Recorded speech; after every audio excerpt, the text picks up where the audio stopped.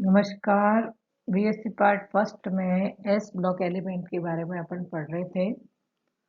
S block element क्या होते हैं? वे तत्व जिनका लास्ट इलेक्ट्रॉन एस कक्षक में जाए एस ब्लॉक एलिमेंट कहलाते हैं। इसमें दो वर्ग संख्याएं आती है, फर्स्ट ए और सेकंड ए। फर्स्ट ए में hydrogen, lithium, sodium, potassium, rubidium, caesium, francium. Second A में beryllium, magnesium, calcium, strontium, barium, radium, ये एलिमेंट आते हैं। फर्स्ट डे में सामान्य इलेक्ट्रॉनिक विन्यास NS1 होता है और सेकंड डे का सामान्य इलेक्ट्रॉन विन्यास NS2 होता है। बाह्यतम कोश में एक इलेक्ट्रॉन है तो इसकी ऑक्सीडेशन स्टेट +1 होगी और सेकंड ए की ऑक्सीडेशन स्टेट +2 होगी। जब दोनों ही अपन एस ब्लॉक के फर्स्ट ए और सेकंड ए के कैरेक्टरिस्टिक लें तो इनका कंपैरिजन करते हुए इनके बारे में पढ़ेंगे। फर्स्ट ए एलिमेंट जो होते हैं उनमें ऑक्सीडेशन स्टेट +1 है और सेकंड ए की ऑक्सीडेशन स्टेट +2 है। वर्ग में ऊपर से नीचे जाने पर आकार बढ़ता है और आवर्त में पीरियड में जाने पर आकार घटता है। इसी कारण से आईपी देखा जाए इनका आयनन विभव, तो वर्ग में ऊपर से नीचे जाने पर आकार बढ़ने के कारण से इलेक्ट्रॉन को निकालने में दी गई एनर्जी कम लगेगी, अतः इसके आईपी का मान कम होगा। फर्स्ट डे और सेकंड डे में तुलना करें तो आकार छोटा सेकंड ए का है, इस कारण से इसकी आईपी का मान तुलनात्मक रूप से फर्स्ट डे की तुलना में अधिक है। एटॉमिक रेडियाई और आयोनिक रेडियाई की बात करें तो ऊपर से नीचे जाने पर एटॉमिक साइज बढ़ता है और पीरियड में जाने पर एटॉमिक साइज और आयोनिक साइज कम होता है।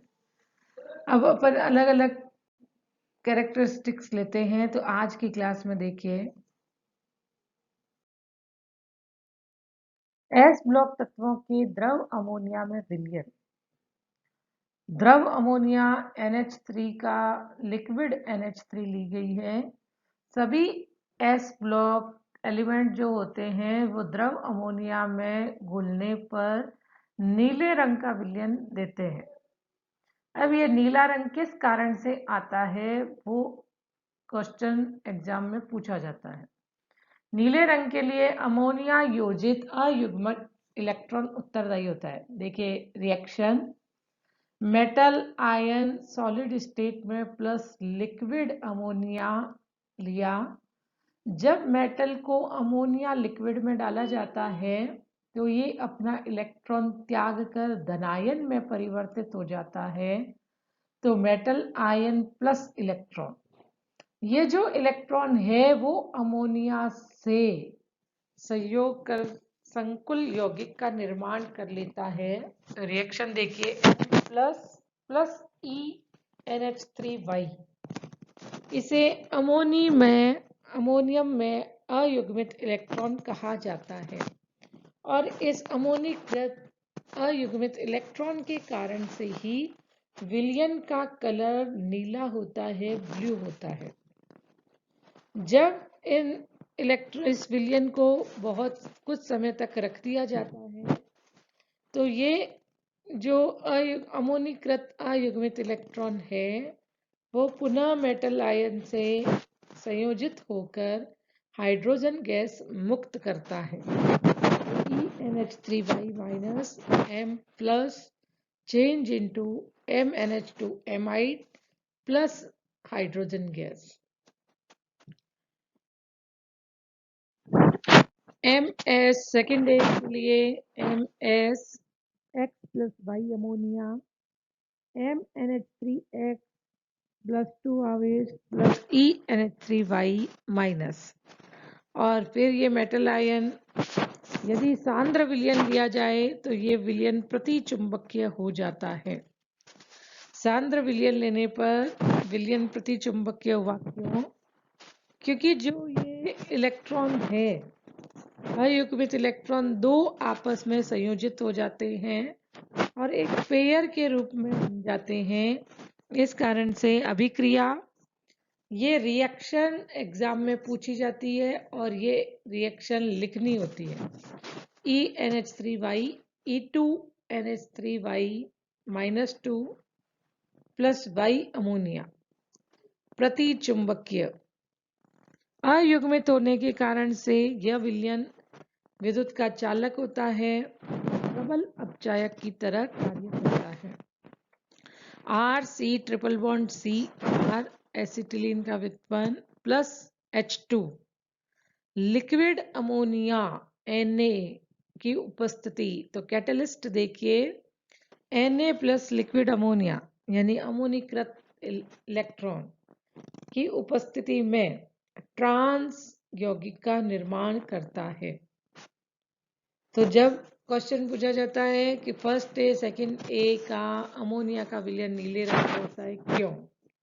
सेकंड क्वेश्चन पूछा जाता है अभिक्रियाएं, फर्स्ट ए और सेकंड ए की अलग अलग अभिक्रियाएं, अभिक्रिया में बने हुए उत्पाद, और यदि सांद्र विलयन लिया जाए तो ये प्रति चुंबकीय क्यों हो जाता है। तो आपको ये रिएक्शन देनी है। ENH3Y दो अणु आपस में क्रिया करके E2NH3Y -2 यानी युग्मन हो गया, अतः ये प्रति चुंबकीय होगा। बर्च अपचयन अभिक्रिया, बर्च अपचयन अभिक्रिया यही है जो अपन ने अभी देखी। अगला देखिए संकुलन प्रवृत्ति। संकुलन प्रवृत्ति S ब्लॉक के तत्व संकुल बनाने की प्रवृत्ति हम रखते हैं या नहीं रखते, क्यों? क्वेश्चन आता है। धनायन का आकार छोटा होना चाहिए, धनायन के पास लॉन पेयर ऑफ इलेक्ट्रॉन होने चाहिए, रिक्त डी कक्षक होने चाहिए, धनायन के पास उच्च आवेश होना चाहिए। कॉम्प्लेक्स के लिए दो चीजें चाहिए, एक तो धातु आयन और दूसरा लिगैंड। धातु आयन के बीच के पास में डी कक्षक उपस्थित होने चाहिए और लिगैंड के पास में लॉन पेयर ऑफ इलेक्ट्रॉन। धनायन का आकार छोटा होना चाहिए और आवेश उच्च होना चाहिए। ये जितनी भी शर्तें हैं ये फर्स्ट डे सेकेंड डे पूरी नहीं करते, इस कारण से ये यौगिक नहीं बनाते। वर्ग में ऊपर से नीचे जाने पर संकुल प्रवृत्ति बनाने की प्रवृत्ति घटती है क्योंकि आकार लगातार बढ़ता है। फर्स्ट ए के तत्वों की तुलना में सेकंड ए के संकुल ज्यादा बनते हैं।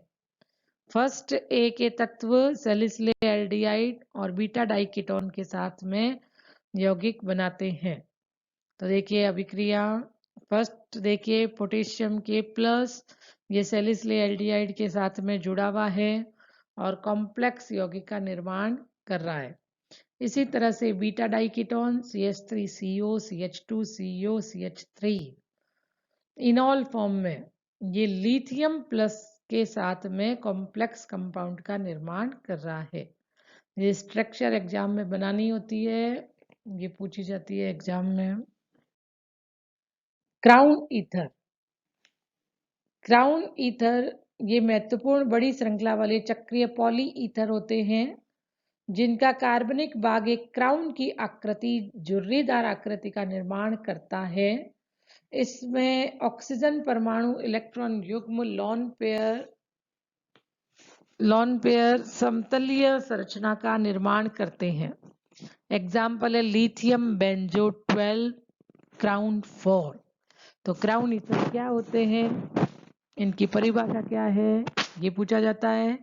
तो बड़ी श्रृंखला वाले चक्रीय पॉली ईथर होते हैं जिनका कार्बनिक भाग एक क्राउन की आकृति या झुर्रीदार आकृति का निर्माण करता है और इसमें जो ऑक्सीजन परमाणु होता है, पॉली ईथर का ऑक्सीजन परमाणु अपना lone pair of electron donate करता है धातु आयन को और एक समतलीय संरचना का निर्माण करता है। लिथियम बेंजो 12 क्राउन 4 ये जो स्ट्रक्चर है ये आपको एग्जाम में बनानी। पोटेशियम डाइसाइक्लो 18 क्राउन 6 पोटेशियम धातु आयन है। डाइसाइक्लो ये ऑक्सीजन डोनर एटम है। क्राउन ईथर में एक कैविटी या गुहा का निर्माण होता है जिसमें केवल वही तत्व वही आयन फिट हो सकते हैं जिनका आकार गुहा के आकार से कम होता है। अतः क्राउन ईथर में तत्वों या आयनों का पृथक्करण में प्रयुक्त करते हैं। कैल्शियम EDTA कॉम्प्लेक्स कठोर जल में कैल्शियम मैग्नीशियम क्लोराइड सल्फाइड आधिक्य में होते हैं।